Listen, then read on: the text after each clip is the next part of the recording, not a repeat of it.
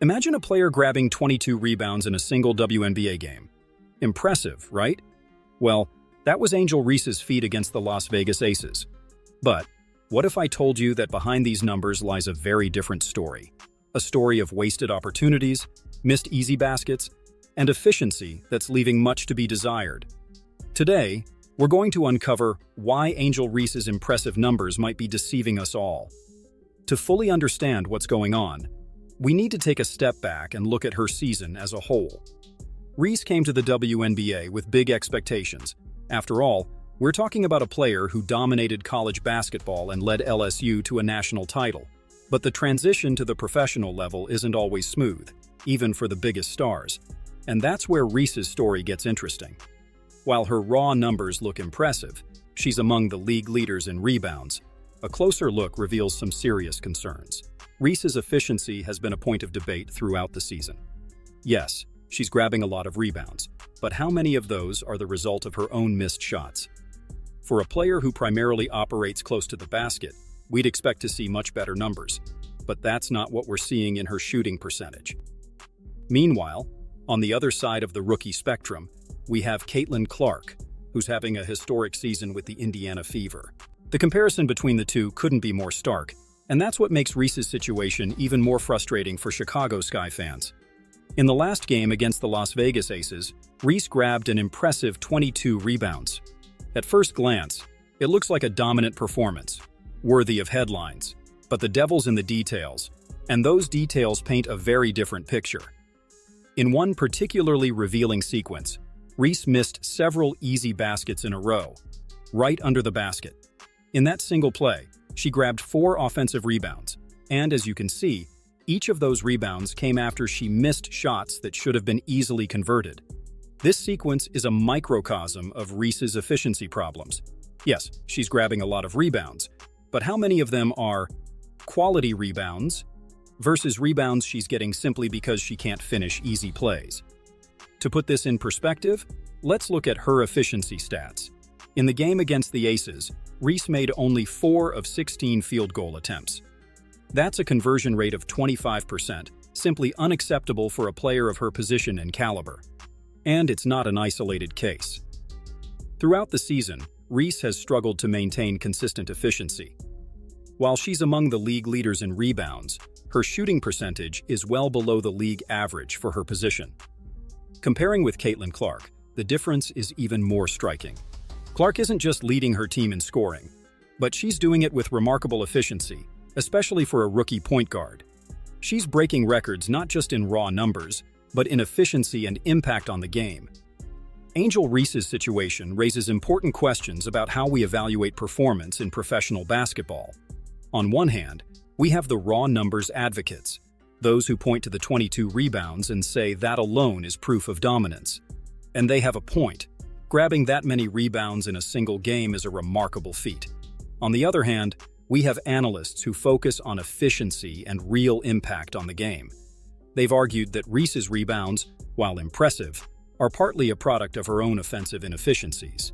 Moreover, they've highlighted how her offensive struggles are negatively affecting the Chicago Sky's overall performance. We can't ignore Reese's own perspective. As a highly touted rookie, she's undoubtedly feeling the pressure to perform. Her rebounding numbers suggest she's playing with intensity and determination. The question is, can she channel that energy into more efficient finishing? Finally, there's the perspective of the league and fans. The WNBA is at a moment of significant growth, driven largely by the influx of exciting young talent. While Caitlin Clark is meeting and exceeding expectations, Reese's struggles highlight the challenges of transitioning to the professional game, even for the brightest college stars. Looking at the season as a whole, the pattern repeats.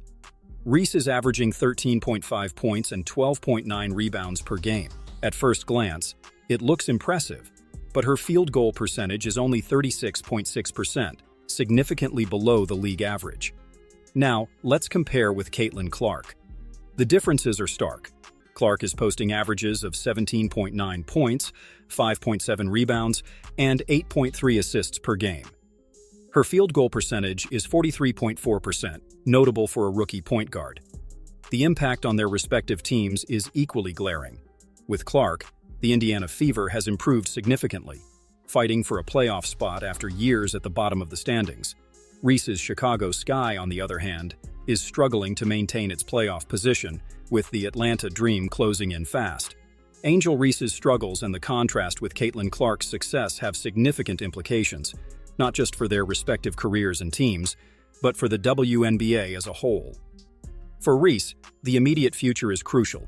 She needs to drastically improve her offensive efficiency if she wants to justify her playing time and help the Chicago Sky secure a playoff spot. The potential is clearly there, her rebounding ability is elite, but she needs to become a more consistent offensive threat. In the short term, the Sky's coach may need to consider adjusting Reese's role on the team. This could mean fewer minutes or a greater focus on defensive situations where her rebounding ability can shine without compromising the team's offense. For the Chicago Sky, the implications are even more urgent. With the Atlanta Dream closing in on the standings, every game is crucial.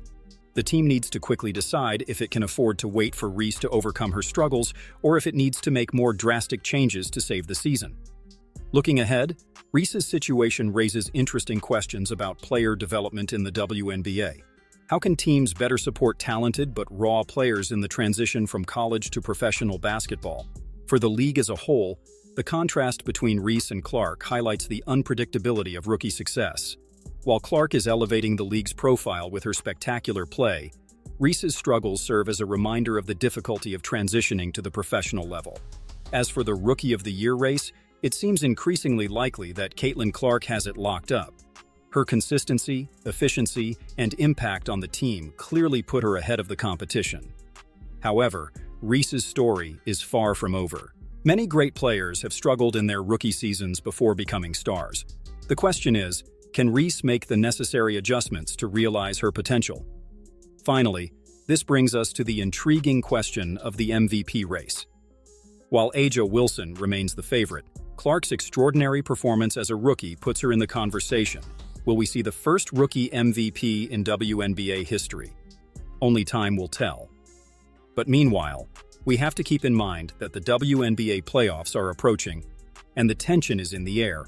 Although I'm rooting for the Chicago Sky to hold on to their spot, the situation is on a knife's edge. The Atlanta Dream is breathing down the Sky's neck, and every game now is an early final. But let's dream a little, because if the Sky can secure that spot, my friends, we might be on the verge of one of the most electrifying matchups in recent WNBA history. Just imagine, Caitlin Clark versus Angel Reese in the playoffs. It's the kind of duel that makes basketball fans drop everything to watch. On one side, we have Clark, the rookie sensation who's redefining what's possible for a league newcomer. Her court vision, her scoring ability, her confidence. She has all the ingredients to be the difference maker in a playoff series. And make no mistake, the Indiana Fever isn't in the playoffs just to participate. With Clark leading, they're a real threat. On the other side, we have Reese. Yes, she struggled with efficiency, but the playoffs are a new season. What if she can channel all that potential, all that energy that made her a sensation in college basketball? A matchup against Clark could be exactly the fuel Reese needs to elevate her game to another level. And it's not just about them. It's about how their teams have built around them. It's about how the coaches will plan to contain one while freeing up the other. It's basketball chess at the highest level. Of course, there's still a long way to go. The Sky needs to secure their spot, and the playoff matchups need to cooperate. But man, if this happens, get ready for some of the most exciting nights of basketball we'll see this year. But after everything we've discussed today, I want to hear what you think. Do you think Angel Reese will manage to overcome these difficulties and become the dominant player everyone expected? Or has Caitlin Clark already set a new standard for rookies in the WNBA that will be hard to reach? Leave your comments below. I want to know your opinions about Reese, Clark, and how you think we should evaluate performance in professional basketball. Are your favorite rebounds those that come after missed shots or those that really change the game? And don't forget to like this video if you enjoyed it. If you're not subscribed to the channel yet, what are you waiting for?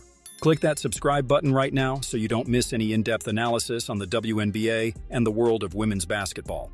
Thank you very much for watching, and see you in the next video.